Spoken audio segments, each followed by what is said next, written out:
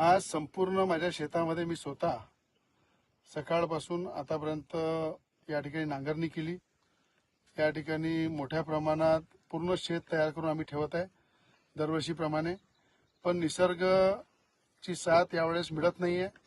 कुठे ना कुठे पाऊस उशिरा येत असल्यामुळे राज्याचे मुख्यमंत्री देवेंद्र फडणवीस साहेबांनी सांगितलं की कोणी शेतकऱ्यांनी पेरणी करायची घाई करू नये।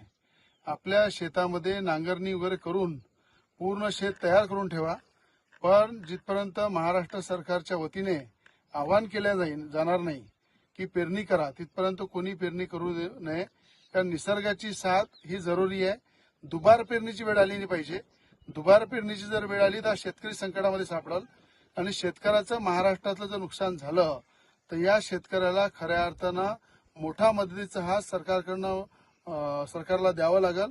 पण आताच पहिले आपली शेती पेरण्याच्या आधी आपण थोडंसं थांबून पेरली पाहिजे। थांबून आपलं बी बियाणं शेतामध्ये टाकलं पाहिजे। कारण की आज जर आपण घाईनं पेरलं आणि पाऊस जर आला नाही 20-25 दिवस तर पूर्ण दुबार पेरणीची वेळ येणार आहे। म्हणून शेतीवर पूर्ण मशागत करून शेतीची तयारी करून ठेवा।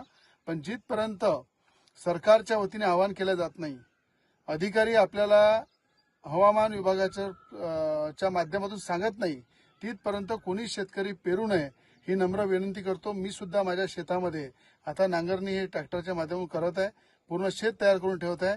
पण जिथपर्यंत हवामान खात्याचं आणि अधिकाऱ्यांच्या माध्यमातून राज्य सरकारच्या माध्यमातून जिथपर्यंत आवाहन केलं जाणार नाही तिथपर्यंत मी स्वतः पेरणी करणार नाहीये। म्हणून आपल्यालाही सांगतो, पेरणी करू नका, दुबार पेरणीची वेळ येऊ देऊ नका।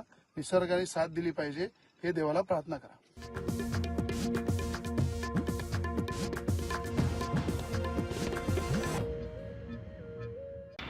आपल्याला विषय काय काम चालू आहे।